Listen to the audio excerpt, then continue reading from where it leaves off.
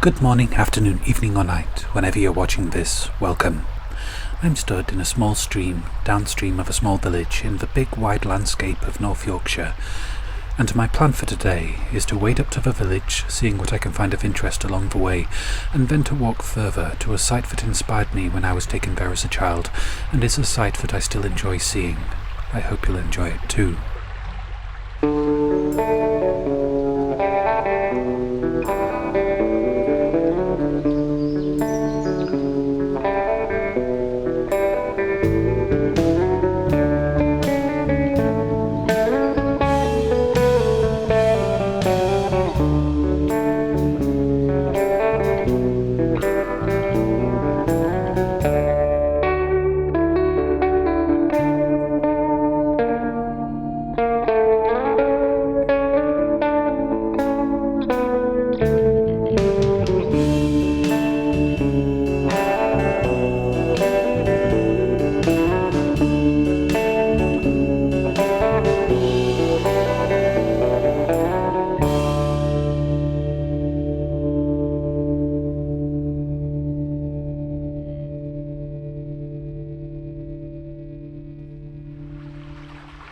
Most of the buildings in the village date from the 17th century. Of course, the vast majority of what I expect to find will be late 19th, early 20th century pottery and glass, and 21st century plastic. The first human habitation in this area is believed to be about 1300 years ago, and the current village sits on top of that earlier settlement. I would love to find something from way back then.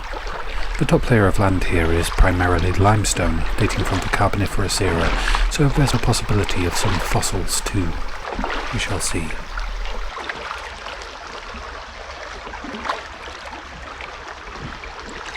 Some terracotta. Might be from a plant pot.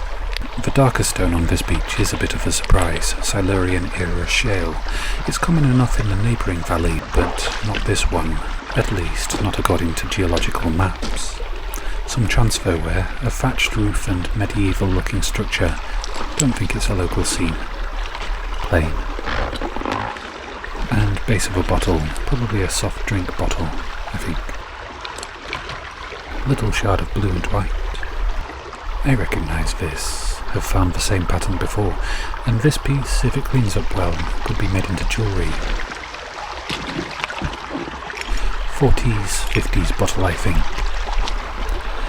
A piece of the rim of a stoneware bottle, most likely a master ink or a stove blacking pot, and plastic. ID tag for a potted plant. Yes, for walkers. This place is a big tourist draw, with sights that people come from all over to see. I'm fairly certain that I'll be the only person walking up the streambed today, but there may be some paddlers at the old ford, and there are paths that come right up to the water's edge, so it's going to be challenging to minimise the filming of other people and their voices, and there might be some strange camera movements and edit choices as a result. Still, I think I chose a good day to come here, filming-wise. Good light and the water clear of sediment.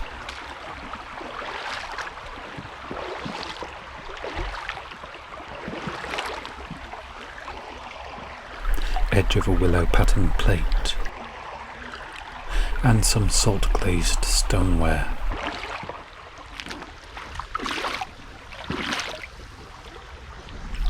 Milk glass, one of my most common finds, and some very dark looking glass. Not much of a pontal mark, and it definitely looks like it was made in a mould, so it could be as old as late 18th century, but I don't think it could be any older. Mitchum's, Skipton. Looks like a ginger beer bottle, and apparently much favoured by the caddisfly larvae. I assume that that's what they are, even though they're shorter than the variety I see living in my local rivers. Seems like maybe they like stoneware and not blue and white. Perhaps they don't like the cobalt oxide that makes the blue.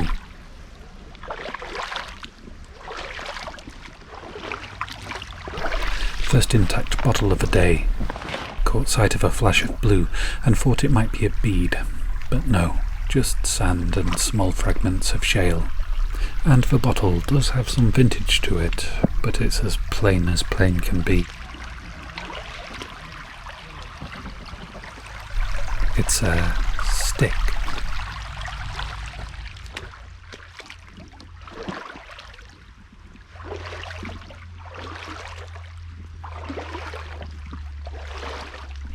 Those big green-leafed plants are growing in the water, which means there's probably a shallow bit there, probably as good as most of the beach is at catching things, so worth a look beneath.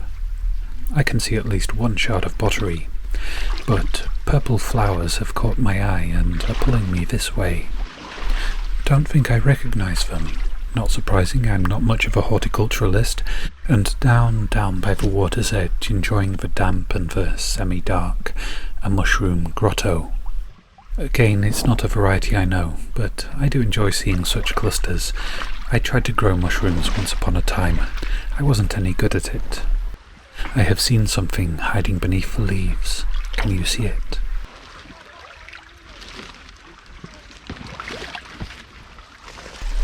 It is plastic. Teasing, it's a stoneware bottle. Interestingly, it hasn't attracted any of the caddisfly larvae. Could it be that they're not keen on the shade? Aside from the chips out of the top, it's pretty good condition with some nice crazing to the glaze. I was concentrating my search over that side of the stream because that's where most things were, but there's a hot spot of pottery fragments over here, and I'm glad I saw it and came over because sitting down here in the water, a clay pipe bowl, a wheat sheaf pattern along the mould line, otherwise plain, but a nice find regardless. I thought for a few seconds that was plastic netting caught in the tree, but no, moss. Back to the pottery. The amount in this stream makes me think that, up until the 1930s, maybe a bit longer, the villagers used the stream as their dump site. Don't know how that eluded my gaze for so long. A glass bottle stopper. It is plain, but nice colour, nice condition, and it's one of the things I never seem to get bored of finding.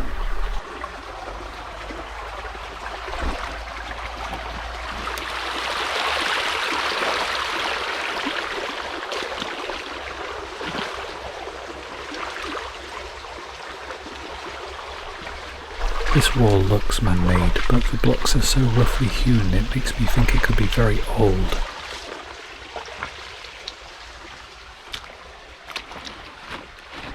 The inner part of a tennis ball looking a little bit chewed, a dog's cherished chew toy.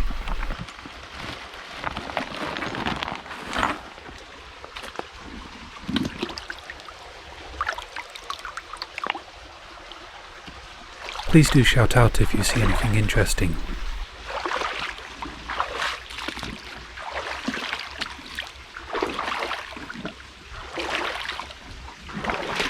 Oops, lost my footing. I think this might have been a jam pot, or honey. I have several already, so I don't think I'll take it. Instead I'll take this nice flat piece of blue and white, good for crafting. And is that an intact bottle? No. I'm struggling to make out what it says, apart from Skipton in the middle, and something Gill and Sons Limited. Base of a bottle.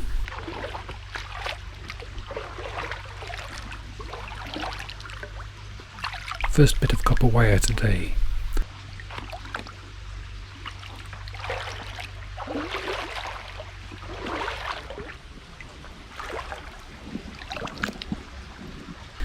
Surprisingly intact. A shallow pot, possibly toothpaste. I still haven't found an intact lid for one of these, with their ornate and beautiful transfer printed branding. Now can I very gently remove the larvae from this? They do move about as they grow, hunting for suitable new pebbles to weave into their protective jacket, so I don't think they'll be hurt by being gently brushed off this.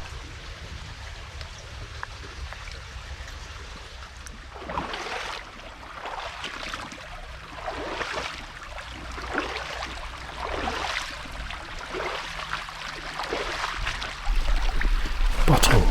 Is it intact though? Well, Slight chip on the bottom edge, but no holes, no cracks. It's hard to tell if it's in good condition, so covered as it is, both inside and out with algae. But I recognise it. It's a Wright Brothers of Skipton beer bottle, around about a century old, give or take a decade. Nice.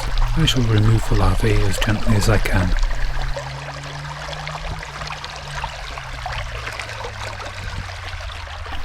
Yeah, I'm happy with that.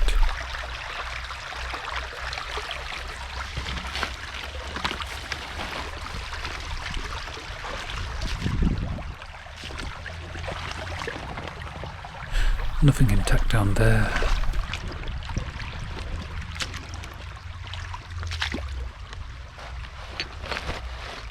I'm not stopping for anything exciting, just some plastic needs removing. Bin bag, probably brought to this stream by the wind, which does tend to be a bit of a litter bug.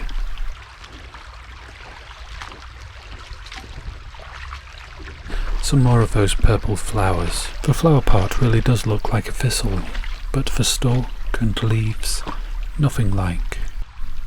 That bee likes them, and I like that bee.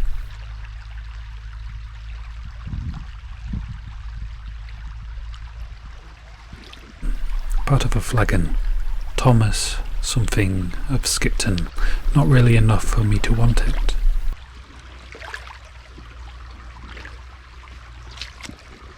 I see something. Down there by the green glass. A humble vulcanite bottle stopper. And did it come out of... No, not from this modern beer bottle bottleneck.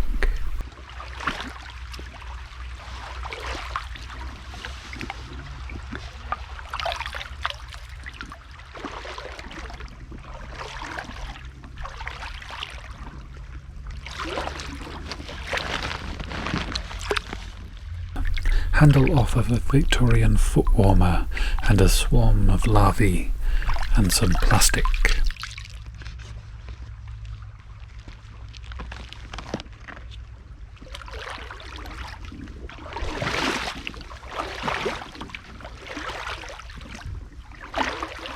Tied bundle of sticks, what would that have been for? Anti-erosion tactic perhaps? And there's at least part of a bottle there. Fred Adderton of Skipton, partial cod bottle. I'll leave that to the larvae.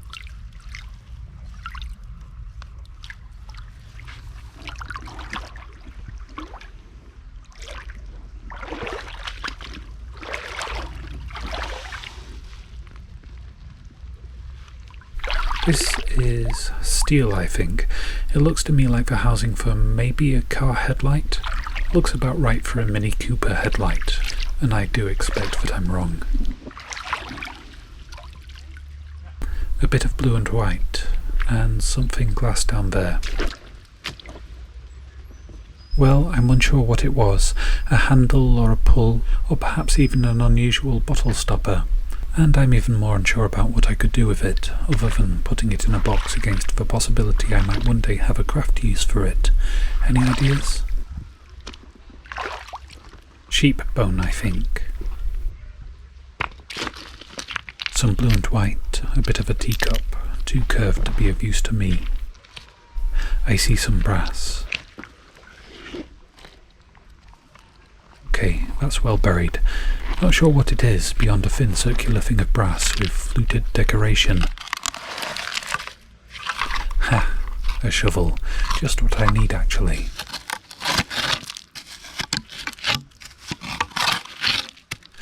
Ah, well, it's not actually all that wieldy as digging tools go.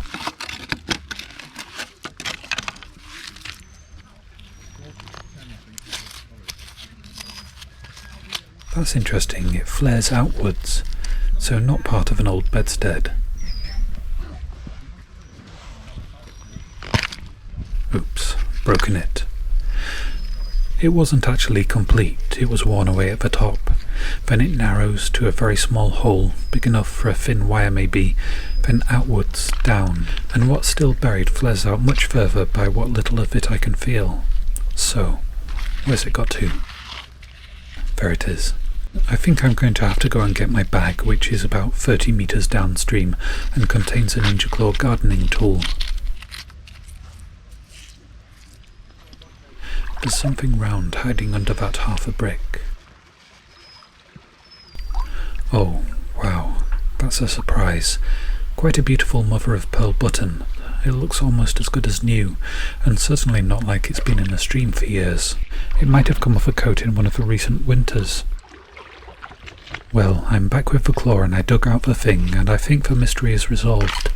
It seems to have a base of iron or steel that's rusty and crusty, and there probably isn't all that much actual metal remaining, and it narrows down to a pinch point and then expands out again, presumably further than the ragged top edge that I saw poking out. I'd say it's looking like a garden urn-style planter.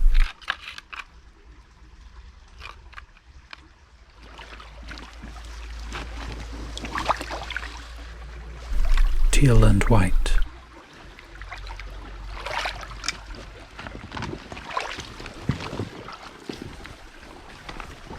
Some plastic.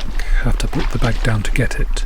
Some people keep on suggesting that I get a backpack to carry finds in instead of these handheld bags for life, but I like these bags. Just get stung by nettles and then drop the finds in. And I do have a backpack. It contains my water bottle, camera gear, snacks and clothing items, not stuff I want to mix with river water and muddy things. And now how best to get past this tangle of branches. Up onto the bank, I think.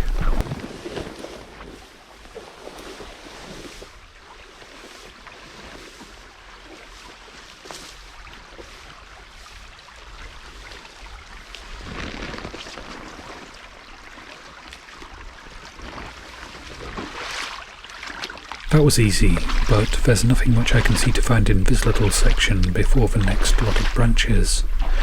Oh well, this lot at least looks like I can push past.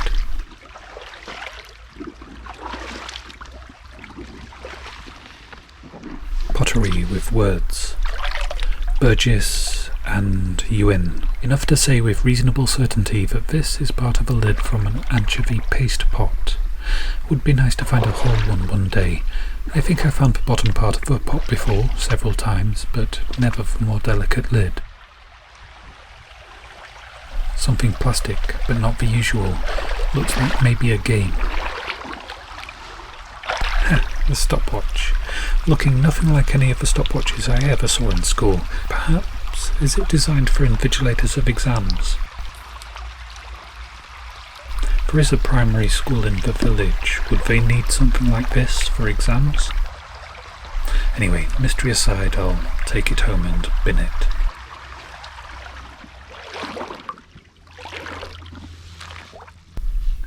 Haribo Tangfastics, non-fantastic plastic, and some wire.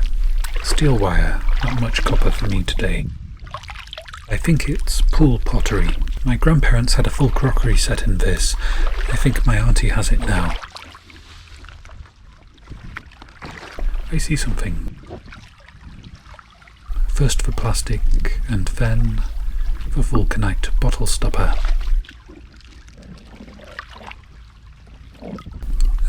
Thwaites, breweries, Blackburn. At one time one of the biggest breweries and public drinking house owners in the north, and reasonably local, but not a bottle stopper I think I've ever found before. Probably wasn't such a big and widespread brand when vulcanite bottle stoppers were in use. Some more copper, wrapped in lots of rusty steel. Looks like telephone support cable, which I always thought was all steel, but this has a few strands of copper in the middle, and as the strands are all relatively thick, it's maybe worth taking it and unravelling it all. Probably not, but copper. I want it.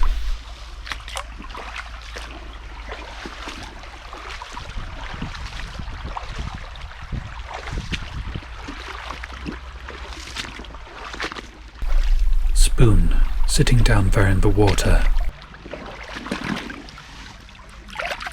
Stainless steel, showing quite a lot of staining. Doesn't look like anything special, but I'll take it anyway. Another of those bundles of sticks, and this one has a feather. And paper. Is this a message or a wish or a prayer or a spell? I'm intrigued, and I'm going to have to see if I can read it. Not easy, the paper's very waterlogged.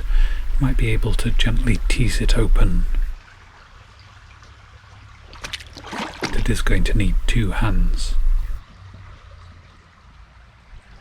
Sadly, the ink had bled, far too much to be legible. I folded it up again and put it back where I found it. And now I get to address a question I get asked a lot. Am I worried of coming across snakes? That there's the closest I've ever come to finding a snake out in the rivers here, and it's made of rubber, or a rubbery sort of plastic. I would actually quite like to see a snake out in the wild, the only ones I'm even vaguely likely to see being the grass snake. A small non-venomous constrictor that mostly eats frogs. Almost at the centre of the village, and there are paddlers in the water, so I won't be able to film much. It's not that I don't want to film the village centre. The buildings are quite pretty, the people look happy, apart from everyone in the long spaced out queue to buy ice creams. But I can't have people in my videos without their permission. What if the camera picks up enough detail for them to be recognisable? It's not just my sensibilities, it's now YouTube rules too, and possibly a legal requirement as well. Filtered through the grass, I guess the people in the ice cream queue will not be recognisable. Maybe some of the buildings will be, to people who have visited this place. It is famous, and has been featured in films. Not so much the village, but the place a mile upstream. Most notable recent film was Harry Potter and the Deathly Hallows Part 1. From such clues, I think some of you will have guessed where I am.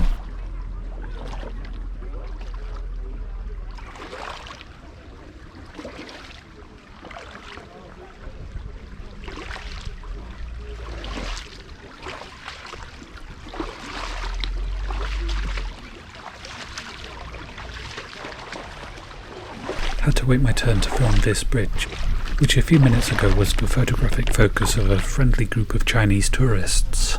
And it is old, though how old I couldn't easily find out. It's at the start of a walking route to a beautiful waterfall that I'd like to visit one day and would happily film and stream walk up to, but not today. And that building on the left is the village blacksmith and forge, still very much in operation, and the woman who runs it also runs some blacksmithing courses. I would like to take one.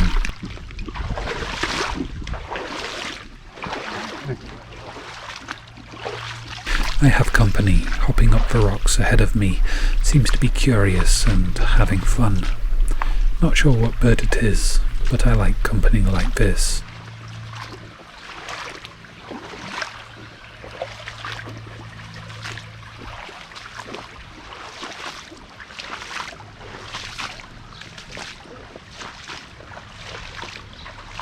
Bird flew off and back the way we've just come.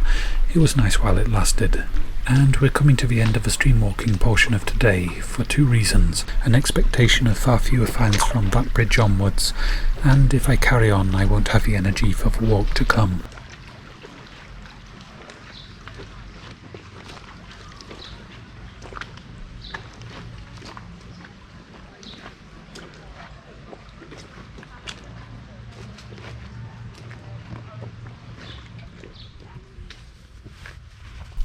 Back at the car for a sandwich, a much needed drink and a change of footwear. I do sometimes wonder why I bother wearing long Wellington boots. I still manage to get wet every time I film in streams and rivers. Most of that stream was shallow, but a few deeper pools caught me out.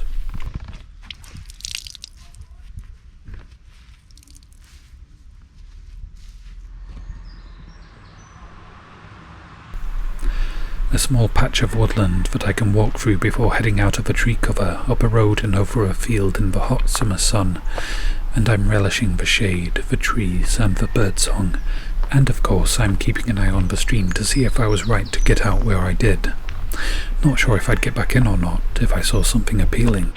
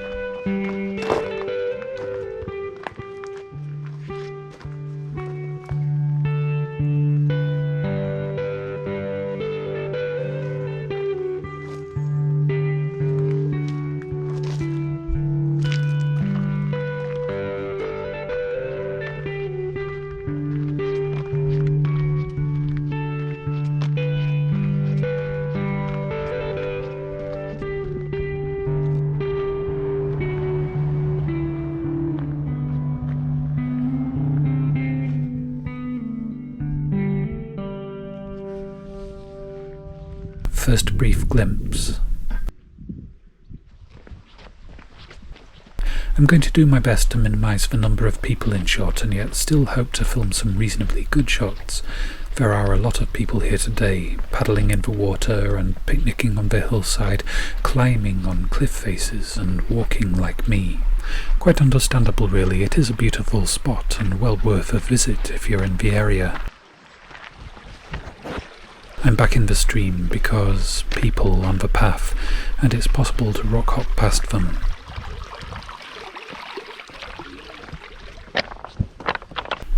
And in the final stretch, it's limestone chunks amid huge boulders, and a few patches where the stream bubbles up but immediately drops back down again underground. Not deep and not dangerous as some limestone systems can be.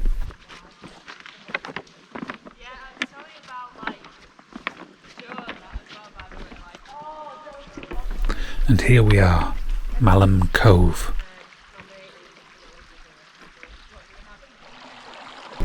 A long time ago, during the last ice age, this was a waterfall for meltwater from a glacier. Now the water flows down through the rock and emerges here. On the few occasions that a waterfall reforms, it is a tiny trickle in comparison to what it once would have been. It's about 80 meters tall, which is small in comparison to, say, the Grand Canyon, but it's still big enough to make me feel small. And when I was small, the first time I came here, my young mind took quite a few seconds to come to terms with the scale of it. Let's go up. This is not the main path. The main path is well maintained and gives good wheelchair and pram access up to about 40-50 meters from the cliff face. But a big draw of this place is the limestone pavement on top of the cliff, which is quite unusual and home to some rare plant life, and that's a lot of steps up. There's also further walking beyond that through dramatic scarred landscapes. There's some waterfalls, sheep, cows, a lake, and a lot of rocks. Today, after a fairly tiring stream walk, I will make it to the cliff top and back again.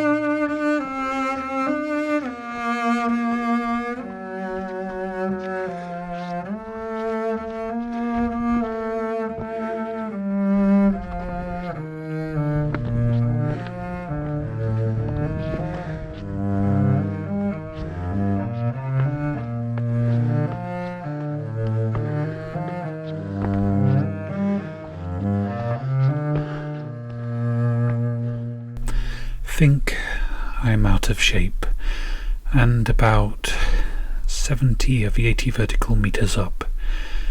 Nice view though.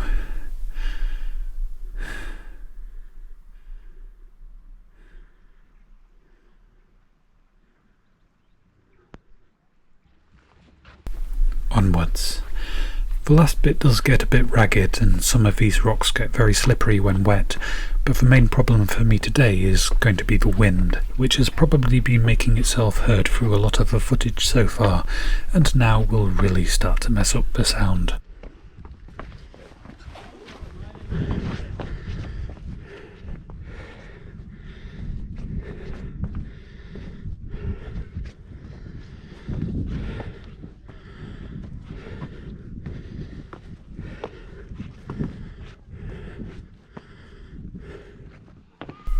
The cracks in this pavement are caused by water seeping down through it, slowly dissolving away the limestone.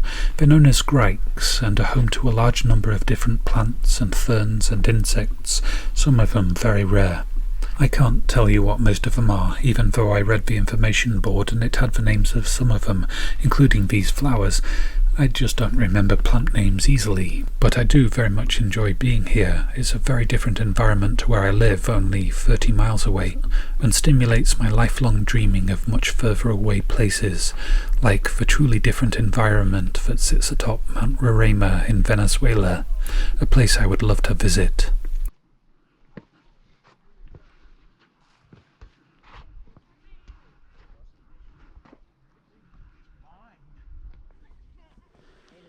Another feature of this place is that some of these rock pillars that remain after the water has carved down have snapped off. They're still safe to stand on, but they shift underfoot and make percussive noises. That's one. There is a spot somewhere here where there's a few close together, and if there's a few of you in a group, they can be played. A bit. Not entirely musically, but fun nonetheless.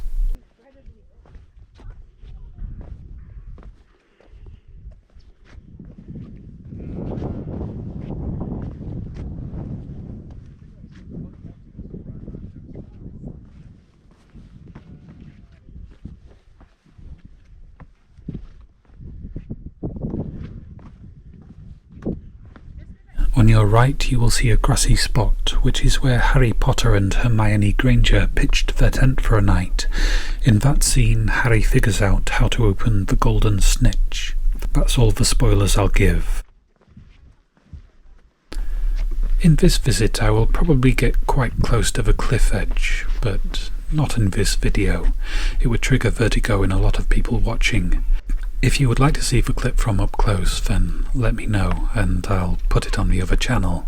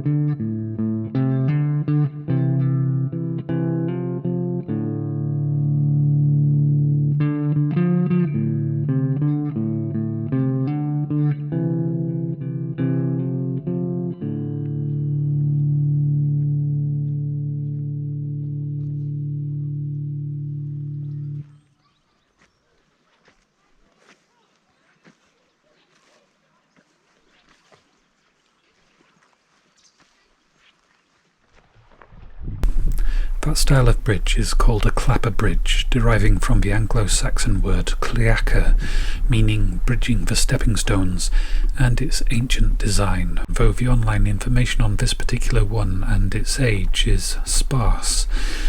Certainly more than a century, probably more than 3, and just possibly maybe 1000 to 1300 years.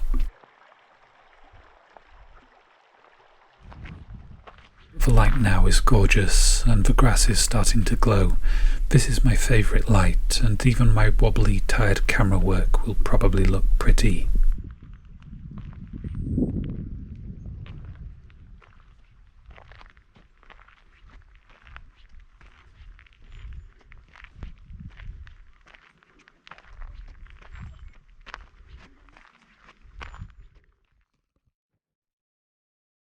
A brief roundup time.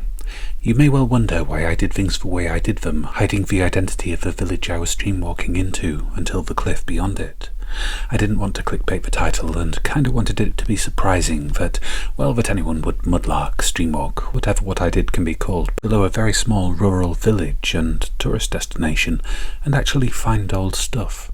There was far more in that little stream than I was really expecting, much more pottery than even just downstream of most heavily dug old dump sites, which convinces me that the stream was the village dump site before trucks came to cart rubbish away, and that suggests to me that quite a few other rural villages will have old and interesting things in the streams downstream of them.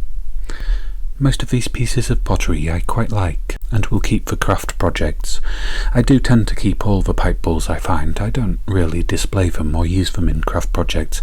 Maybe I should, and any ideas are very welcome. Not going to copy Northern Mudlarks and their fairy cottages though. That was a lovely idea and very well done.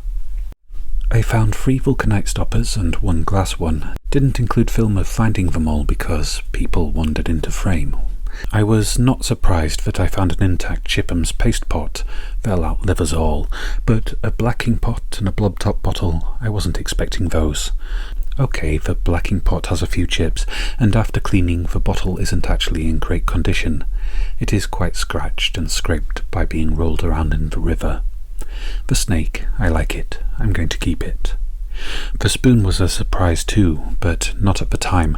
When I cleaned it up though, I found the military broad arrow on the back and a date, 1958, which isn't a date that will live in infamy. The armed forces weren't up to much really that year, only a few relatively small foreign engagements. So I assumed that this spoon was lost by a soldier who was either on holiday or just having a nice day out, perhaps with a picnic.